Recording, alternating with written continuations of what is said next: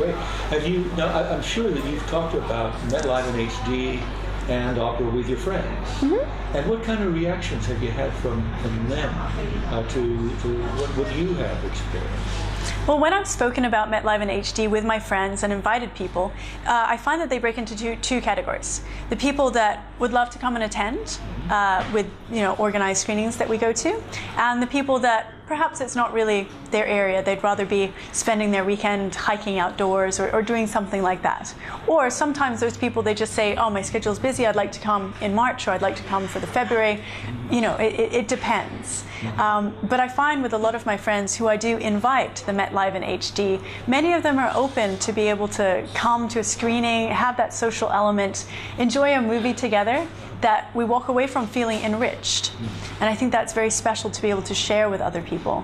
And I'd love to actually grow my friend group to involve more people that have the similar passion, because it's one of those things that once you feel it, it's so wonderful that you want to share it with other people who also know what it's like to have that beauty in their lives.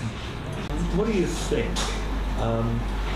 When you survey some of the people you know in Hong Kong, do any of them have the potential for the passion that you've discovered in this music and in these dramas? Is it something that anybody can access? Or do you need some special prerequisites? I think, very honestly, that opera is something it's for anybody.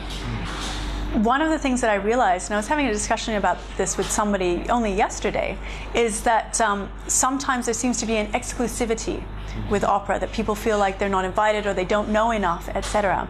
But the wonderful thing about not knowing enough is you just learn one thing, and then you learn another thing, and suddenly you know more things than you think, and suddenly your life is enriched because of the things that you've learned. And opera allows that for many people, because they see something beautiful that they want to enjoy or partake in, and they just learn one thing. That's how I started. That's how anybody can start. If you want to go see an opera and you don't know anything about it, look up the title, look up the composer. It may be Mozart. We've all heard of him. That's very accessible. Plenty of people listen to Mozart, listen to other composers more often than we think. They're in ads for TV commercials and everything. So I think it's definitely one of those things that it's up to us to decide whether we want to look into it and whether we want to make it part of our lives. Because the option's open, it's waiting for us. All we have to do is choose it.